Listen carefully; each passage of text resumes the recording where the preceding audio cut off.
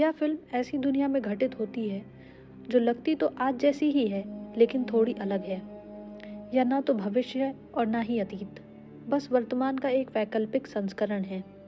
इस दुनिया में क्वांटम कंप्यूटिंग ने कब्जा कर लिया है और रोजमर्रा की जिंदगी में हिस्सा लेने के लिए क्वांटम कंप्यूटर का मालिक होना जरूरी हो गया है। सबसे तेज से बढ़ते हुए कामों में से एक है केबलिंग। कॉबलर्स को मोटी क्वांटम केबल्स जंगलों के बीच से खींचकर बड़ी मशीनों से जोड़ने के लिए काम पर रखा जाता है। ये मशीनें बड़े क्वांटम सिस्टम का हिस्सा होती हैं, लेकिन मजदूरों को असल में पता नहीं होता कि यह सब कैसे काम करता है। उन्हें बस इतना पता होता है कि इस काम की कमाई बहुत अच्छी है। इसी दौरान एक अजीब बीमारी फैल रही है जिसका नाम है ओमनिया। यह बीमारी क्रॉनिक फटीग सिंड्रोम जैसी लगती है। कुछ लोग मानते हैं कि यह असली बीमारी है, जबकि कुछ इसे झूठा समझते हैं, और हर अस्पष्ट बीमारी की तरह इसके नाम पर भी ठगी और झूठे इलाज बेचे जाते हैं।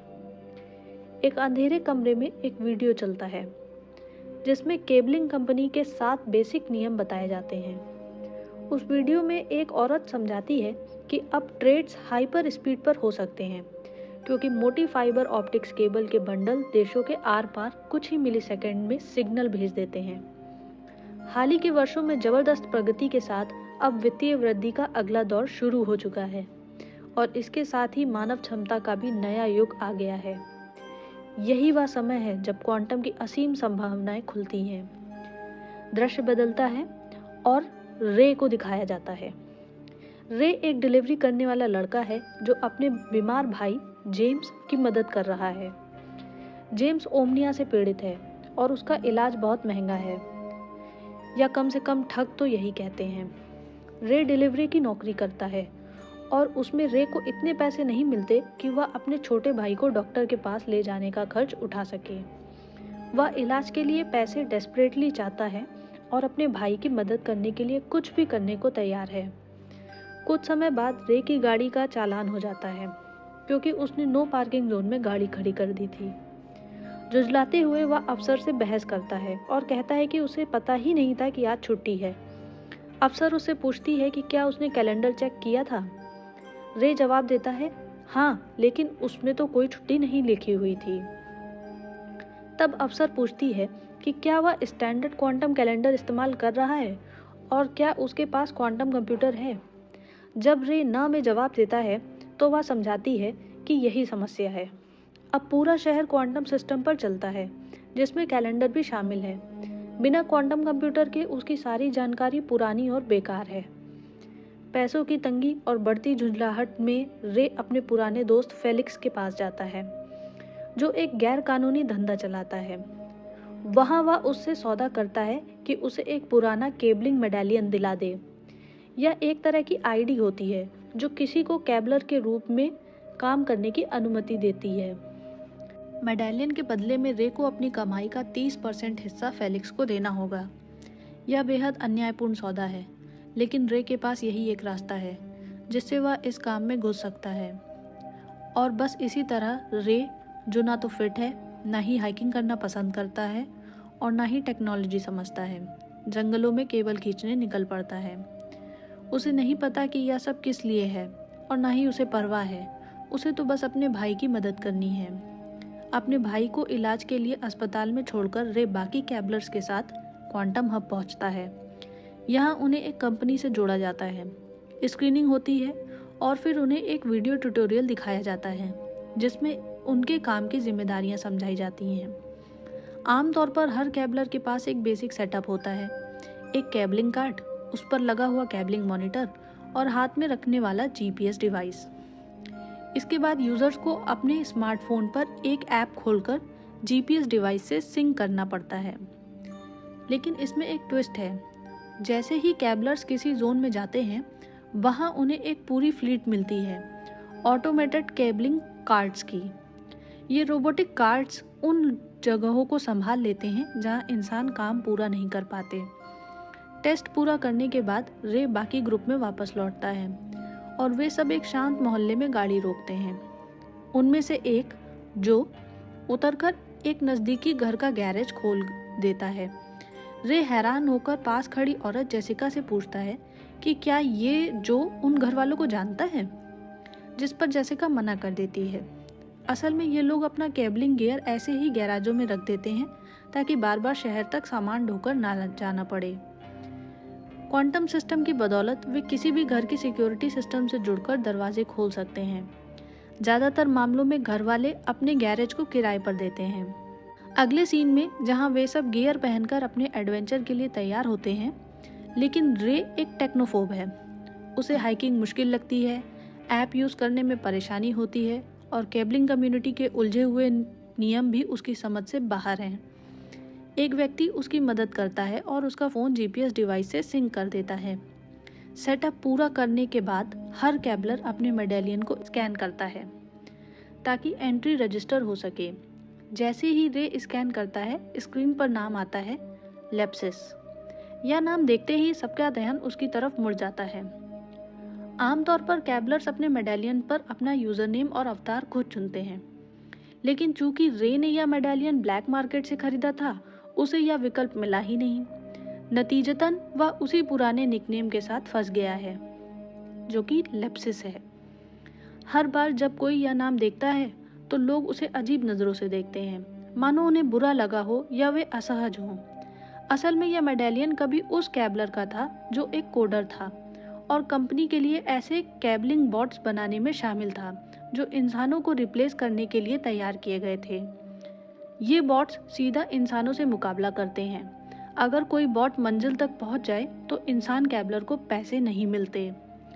यानी लेप्सिस नाम से जुड़ा होना, जो बॉट्स का समर्थन करने के लिए बदनाम था, रे को बाकी केबलर्स की नज़रों में एक टारगेट बना देता है। और बेचारा रे, जिसे अब तक अंदाज़ा भी नहीं है कि वह किस झंझट में फंस चुका है। इसके बाद जेसिका रे की मदद करती है ताकि वह अपने मेडेलियन पर अपना पहला रूट शुरू कर सके। वह समझाती है कि जितना ज़्यादा अनुभव किसी केबलर के पास होता है, उतना ही कठिन इलाका और लंबा रास्ता उसे दिया जाता है। चूंकि रे अभी अभी शुरुआत कर रहा है, इसलिए वे दोनों एक ही रूट पर साथ नहीं रहेंगे। ब्रीफिंग के बाद रे अपनी केबल को एक बड़े क्वांटम क्यूब से जोड़ता है और अपनी केबलिंग यात्रा शुरू करता है। थोड़ी ही देर चलने के बाद वह थक कर लेट जाता है। तभी उसका मेडेलियन नोटिफाई करता है कि आराम रात को करो, और उसे चुनौती देता है कि अभी चलते रहो और हार मत मानो। कुछ देर बाद उसकी केबल खत्म हो जाती है। मेडेलियन पर मैसेज आता है कि जब केबलर्स की केबल खत्म हो जाती है तो एरियल रिसप्लाई यूनिट्स, जो ड्रोन जैसी मशीनें होती हैं, उन्हें ढूंढकर ताज़ा केबल का बंडल गिरा देती हैं। लेकिन रे टेक्नोलॉजी में बहुत कच्चा है। वह मुश्किल से एक साधारण ऐप इस्तेमाल कर पाता है। तभी एक साथी केबलर उसकी मदद करता है और उसे बताता है कि उसे ड्रॉप बटन दबाना होगा। रे ऐसा करता है और ड्रोन उसे नया बंडल गिरा देता है। इस तरह वह अपनी यात्रा जारी रख पाता है। कुछ देर बाद रे एक पेड़ के नीचे बैठकर आराम करने लगता है। तभी वह पास में एक सुनहरे बालों वाली औरत को सोते हुए देखता है। जैसे ही वह उससे बात करने ही वाला होता है, उसका मेडेलियन अलार्म बजाता है और उसे आगे बढ़ने के लिए कहता है। दिन के अंत में रे एक स्कैनर के पास पहुंचता है, जहां केबलर्स अपने मेडेलियन स्कैन करके अपने रूट की कंप्लीशन दर्ज कराते हैं। एक औरत उसकी मदद करती है, लेकिन जैसे ही स्क्रीन पर नाम लेप्सिस आता है, वह उसे अजीब नज़रों से देखने लगती है। उस दिन रे की कमाई होती है $795। थका हारा वह पास के कैंप साइट में आराम करने चला जाता है। रास्ते में एक छोटी दुकान में लजानिया लेने रुकता है। दुकानदार उससे पहले अपना मेडेलियन स्कैन करने को कहता है। जैसे ही रे स्कैन करता है, स्क्रीन पर दिखता है कि उसके पास 60,000 से ज़्यादा पॉइंट्स हैं। कुछ ऐसा जो सिर्फ बहुत अनुभवी कैबलर्स के पास होता है।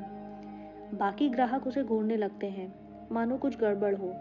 रे असहज हो जाता है और जल्दी से कैश में पेमेंट कर देता है ताकि उसकी ओर ज़्यादा ध्यान ना खिंचे। कैंप पर लौटकर उसकी जिज्ञासा बढ़ जाती है। वह मेडेलियन में एक फोल्डर पाता है, लेप्सिस टेक्स्ट फाइल्स नाम से। उसमें एक वीडियो होता है जिसमें एक आदमी अपनी छोटी बेटी को रोबोट दिखाता है और उससे नाम पूछता है। छोटी लड़की जवाब देती है, दैट्स लेप्सिस। उसी समय एक बॉट धीरे धीरे उस आदमी की ओर आता है, लेकिन अचानक रुक जाता है। यह देखकर रे सोच में पड़ जाता है।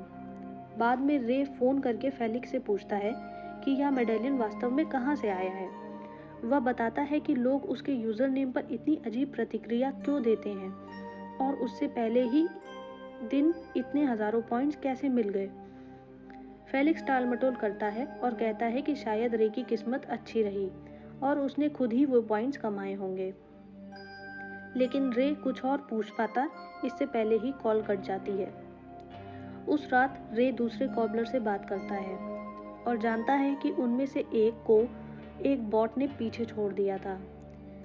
अब उसके दोस्त मिलकर उसकी मदद कर रहे हैं ताकि वह एक वायर ट्रैप लगाकर उस बॉट को रोक सके और उसकी रूट वापस पा सके। इसी दौरान एक और औरत रे से उसका ट्रेल नेम पूछती है ताकि वह उसे अपने नेटवर्क में ऐड कर सके। अगर वे दोनों एक ही जोन में हों तो वे एक दूसरे से कम्युनिकेट कर पाएंगे और साथ कैंप साइट तक पहुंचेंगे। रे हिचकिचाता है लेकिन फिर धीरे से कह देता है, लैप्सिस टेक। उम्मीद के मुताबिक सबके चेहरे बदल जाते हैं। फिर वह औरत तुरंत उसे अपने डोनेशन प्रोजेक्ट के बारे में बताती है और कहती है कि वह अपनी पॉइंट्स का कुछ हिस्सा उसकी चैरिटी में दे दे। रे कहता है कि वह सोचकर बताएगा और अगले दिन नाश्ते पर मिलने की हामी भरता है। लेकिन अगले दिन जब वह उठता है तो कैंप खाली होता है। बाकी सब पहले ही पैकअप करके काम पर निकल चुके होते हैं, उसे अकेला छोड़कर। उस दोपहर रे को अस्पताल से कॉल आता है जहां उसका भाई जेम्स भर्ती है।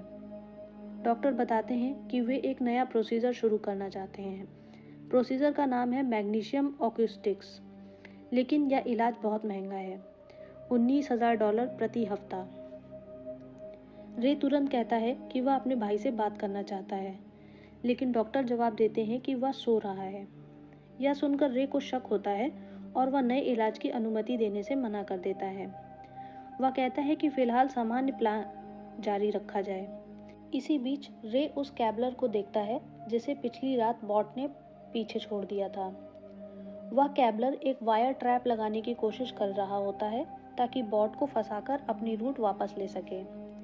लेकिन जैसे ही बॉट पास आता है वह कैबलर का डीएनए पहचान लेता है और जाल से बच निकलता है। थोड़ी ही देर में पुलिस आ जाती है और उस कैबलर को गिरफ्तार कर लेती है। अगले दृश्य में रे अपना दूसरा रूट पूरा करता है। उसी समय एक टेक मार्केटर उसे एक नया डिवाइस खरीदने के लिए मनाने की कोशिश करता है, लेकिन रे अपनी लिस्ट खोलकर अगले रूट देखने लगता है। हालांकि वह थोड़ा हिचकिचाता है, फिर भी वह सीधे $1,00,000 से भी ज़्यादा पे करने वाला रूट चुन लेता है। अगले दिन रे अपने तीसरे दिन की कैबलिंग जर्नी शुरू करता है। निकलने से पहले वह अपने भाई के लिए वॉइसमेल छोड़ता है जिसमें कहता है इलाज अपग्रेड करवा दिया है और अब बस जेम्स ठीक होकर उसे कॉल कर दे। जैसे जैसे कहानी आगे बढ़ती है हमें पता चलता है कि एक अंडरग्राउंड मूवमेंट चल रहा है जो उस ताकतवर कैबलिंग कंपनी के खिलाफ लड़ रहा है। यही कंपनी सारा काम कंट्रोल करती है। इन विद्रोहियों का नेतृत्व जो करता है। वे बॉट्स को रोकने के लिए बैकडोर और ट्रिक्स ढूंढने की कोशिश कर रहे हैं, लेकिन बिना अंदर की जानकारी के उनकी रणनीतियां बहुत साधारण साबित हो रही हैं। उन्होंने अब तक ट्रैप्स, तार के जाल और दूसरी छोटी मोटी ट्रिक्स ही अपनाई हैं, लेकिन बॉट्स पहले ही इन्हें पहचानना सीख चुके हैं और आसानी से बच निकलते हैं। कैबलर्स को अब एक ऐसे हथियार की ज़रूरत है जो मजबूत और स्थायी हो। उस रात रे एक कैंप फायर के पास दूसरे कैबलर्स के साथ बैठता है। बातचीत के दौरान वह अनजाने में अपना यूज़र नेम बता देता है। माहौल तुरंत बदल जाता है। एक बूढ़ा आदमी गुस्से में खड़ा होकर उसे डांटने लगता है। रे समझ नहीं पाता कि उसने गलत क्या किया है। जब माहौल शांत होता है तो एक दूसरा कैबलर उसे अलग ले जाता है। वह अपने दोस्त की तरफ से माफ़ी मांगता है और धीरे से रे को सलाह देता है कि वह अपना यूज़र नेम अजनबियों को कभी ना बताए। यह उसके लिए ही सुरक्षित होगा। लेकिन वह यह नहीं बताता कि असल में लैप्सिस टेक था कौन। अगले दिन जंगल में चलते हुए फिर से रे की केबल खत्म हो जाती है। इस बार सिग्नल कमज़ोर होने की वजह से ड्रोन थोड़ा दूर जाकर नया बंडल गिराता है। रे अभी वहां पहुंच ही रहा होता है कि अचानक एक बच्चा आता है और बंडल उठाकर भाग जाता है। रे उसका पीछा करता है लेकिन खुद एक जाल में गिर पड़ता है। तभी कई और बच्चे आकर उसे घेर लेते हैं और उसका सामान व पैसे मांगते हैं। हालात बिगड़ने ही वाले होते हैं कि तभी वहीं सुनहरे बालों वाली वही औरत आ जाती है और बच्चों को धमकाती है अथॉरिटी को रिपोर्ट कर देगी। यह सुनकर बच्चे डर जाते हैं और जंगल में भाग जाते हैं। वह औरत खुद को ऐना बताती है। वह रे से कहती है कि बच्चे ज़्यादातर हानिकारक नहीं होते हैं, बस उन्हें डराकर भगा देना काफ़ी है। रे अपना परिचय देता है और दोनों साथ साथ आगे बढ़ने लगते हैं। चलते चलते ऐना बताती है कि वह हर साल 6 महीने कैबलिंग करती है। यह उसका 5वां साल है। बाकी 6 महीने वह वही करती है जो उसे पसंद है, जैसे कि लिखना। दरअसल ऐना गुप्त रूप से ऐसे आर्टिकल लिखती है जिनमें वह कैबलिंग कंपनी को एक्सपोज करती है और बताती है कि यह कंपनी किस तरह एक मोनोपोली बनकर कैबलर्स का शोषण करती है। उस रात जब रे अपने टेंट में सो रहा होता है, अचानक एक बॉट अंदर घुस आता है। वह सीधे रे की केबल से जुड़ता है और उसे बाईपास कर आगे बढ़ जाता है। इसका मतलब है कि रे अपनी बढ़त खो देता है और अगर वह बॉट को रास्ते से ना हटाए तो उसे पैसे भी नहीं मिलेंगे। अगली सुबह रे यह बात ऐना को बताता है। ऐना अपनी एक खास रणनीति अपनाने का फैसला करती है, जिसे वह स्टोन हेज स्ट्रैटेजी कहती है। दोनों मिलकर पत्थरों का एक छोटा सा घेरा बनाते हैं और उस पर एक बड़ा पत्थर रस्सी से बांधकर टांग देते हैं। जैसे ही बॉट उस घेरे में दाखिल होता है, पत्थर गिरकर उसे अंदर फंसा देता है। अंदर फंसकर बॉट इधर उधर घूम सकता है, लेकिन वह डीएनए स्कैन नहीं कर पाता। उसे लगता है कि यह समस्या उसने खुद पैदा की है और वह कई दिन वहीं फंसा रहता है। इस बीच रे अपनी रूट पूरी कर पाता है और अपनी पेमेंट बचा लेता है। अगले दिन रे फिर से ट्रैक पर लौट आता है और ऐना को उसकी मदद के लिए धन्यवाद देता है। बातचीत के दौरान उसे असलियत पता चलती है कि लैप्सिस टेक कौन था। असल में लैप्सिस एक टेक इनसाइडर था जिसने कंपनी की मदद की थी ताकि बॉट्स इंसानों से तेज और चालाक बन सकें। उसने डीएनए सेंसिंग टेक्नोलॉजी भी बनाई थी। इसके लिए उसने कैबलर्स से गले की स्वैब ली थी, यह कहकर कि यह बोन मैरो ट्रांसप्लांट रजिस्ट्री के लिए है। लेकिन असल में उसने उन्हीं स्वैब से डीएनए डेटाबेस बनाया था, जिसका इस्तेमाल बॉट्स आज भी करते हैं ताकि कैबलर्स के जाल पकड़ सकें। यही वजह थी कि लैप्सिस टेक नाम से सब नफरत करते थे। रे को यह भी समझ आता है कि क्यों उसके अकाउंट में पहले से ही हज़ारों क्रेडिट पॉइंट्स थे और क्यों उसे सीधे सीधे हाई पे रूट्स मिल रहे थे। रे धीरे धीरे ऐना पर भरोसा करने लगता है। दोनों साथ में चलते हुए एक जगह रुकते हैं, जहां ऐना उसे और गहराई से बताती है कि असल में यह पूरी कैबलिंग इंडस्ट्री क्या है और कैसे यह कैबलर्स का शोषण करती है। ऐना बताती है कि यह सब हाफ मून नेचुरल्स नाम की एक कंपनी चला रही है। बाहर से यह कंपनी एक हेल्थ और वेलनेस ब्रांड की तरह दिखती है। जड़ी बूटियों, दवाइयों और ऑर्गेनिक प्रोडक्ट्स का बिजनेस करती है, लेकिन अंदर से यह कंपनी कैबलिंग का असली ऑपरेशन चला रही है। वे लोगों को झूठे सपने और अच्छी कमाई के लालच में कैबलिंग के लिए साइन अप कराते हैं, लेकिन सच यह है कि बॉट्स हमेशा इंसान को पीछे छोड़ देते हैं और इंसानों की मेहनत बेकार चली जाती है। इससे कंपनी को दोहरा फायदा होता है। उन्हें बॉट्स का काम मुफ्त में टेस्ट कराने का मौका मिलता है और कैबलर्स को मुश्किल में डालकर वे उन्हें ज़्यादा देर तक सिस्टम में बांधे रखते हैं। ऐना कहती है कि यह सब एक तरह का आधुनिक गुलामी का सिस्टम है। रे यह सुनकर हक्का बक्का रह जाता है। वह धीरे धीरे समझने लगता है कि क्यों हर जगह लैप्सिस टेक नाम को लोग नफरत से देखते हैं, क्योंकि असल लैप्सिस ने ही कंपनी के लिए वो सिस्टम बनाया था जिसने बॉट्स को इतना ताकतवर बना दिया। इसी दौरान रे को फ़ोन पर फेलिक्स का मैसेज आता है। फेलिक्स उसे धमकी भरे लहजे में कहता है कि वह बहुत ज़्यादा सवाल न पूछे और बस अपना काम करता रहे। रे समझ जाता है कि फेलिक्स कोई छोटा मोटा बिचौलिया नहीं, बल्कि किसी बड़ी चाल का हिस्सा है। ऐना आगे बताती है कि फेलिक्स का असली मकसद ही रे का इस्तेमाल करना है। असल में रे का भाई जेम्स भी इस खेल में फंस चुका है। कंपनी जेम्स के इलाज का लालच देकर उसे बांधे रखती है और बदले में रे से कैबलिंग करवाती है। रे यह सुनकर हैरान रह जाता है। उसे एहसास होता है कि वह सिर्फ अपने भाई को बचाने के लिए मेहनत कर रहा था, लेकिन असल में वह एक ऐसे सिस्टम को मजबूत कर रहा है जो उसके भाई जैसे हजारों लोगों को धोखे में रखता है। रे अब पूरी तरह सिस्टम समझ चुका था कि यह कंपनी कैबलर्स का शोषण कर रही है और असल में सारा कंट्रोल बॉट्स के हाथ में है। वह एना के साथ विद्रोहियों जो कि कैबलर्स का एक गुप्त नेटवर्क है से जुड़ने का फैसला करता है। विद्रोही उसे अपने कैंप में ले जाते हैं। वहाँ उनका नेता जो समझाता है कि वे सब मिलकर कंपनी के खिलाफ एक कलेक्टिव मूवमेंट बना रहे हैं, लेकिन उनकी सबसे बड़ी समस्या यही है कि बॉट्स हर बार उनके ट्रैप और ट्रिक्स पहचान लेते हैं। रे पहले हिचकिचाता है, लेकिन फिर अपनी आउटसाइडर सोच से कुछ नया आइडिया सुझाता है। एना और बाकी लोग हैरान होते हैं कि भले ही रे नया है, लेकिन वह अलग नज़रिए से सोच रहा है। योजना यह बनती है कि वे कंपनी के सिस्टम में घुसपैठ करेंगे। उनका टारगेट होगा क्वांटम क्यूब्स, जिनसे कैबलिंग की लाइन को पावर मिलती है। अगर वे इन्हें नुकसान पहुंचा पाए तो बॉट्स की स्पीड और ट्रैकिंग क्षमता गड़बड़ा जाएगी। एना बताती है कि यह आसान नहीं है। कंपनी ने क्यूब्स के आसपास भारी सिक्योरिटी और ऑटोमेटिक सेंटिनल बॉट्स तैनात किए हुए हैं, लेकिन अगर कैबलर सामूहिक रूप से अलग अलग जगहों पर बॉट्स को उलझाए तो कुछ लोग क्यूब्स तक पहुंच सकते हैं। इसी बीच रे को अपने भाई जेम्स का ख्याल आता है। वह अब भी अस्पताल में है।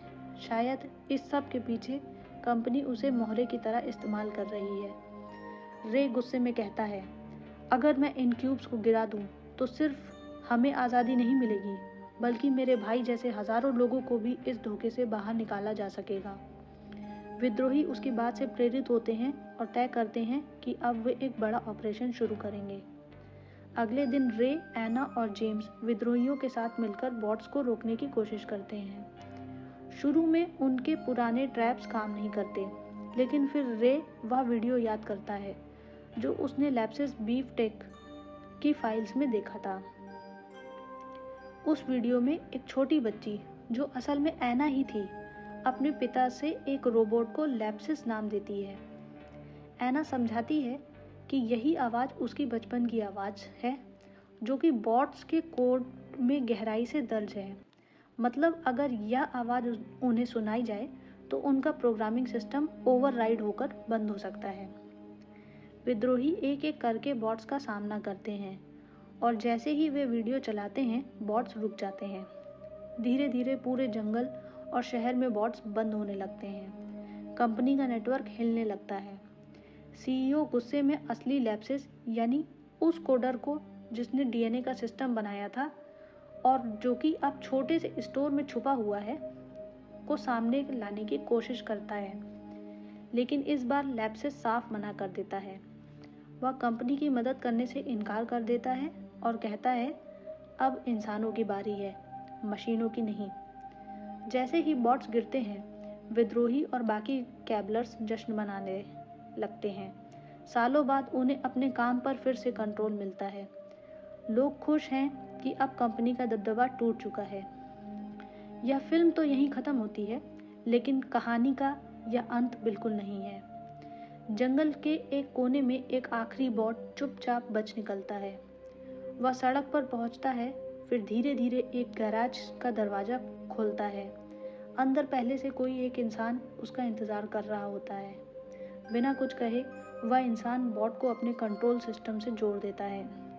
स्क्रीन काली हो जाती है। ये साफ है कि लड़ाई अभी पूरी तरह से ख़त्म नहीं हुई है। धन्यवाद।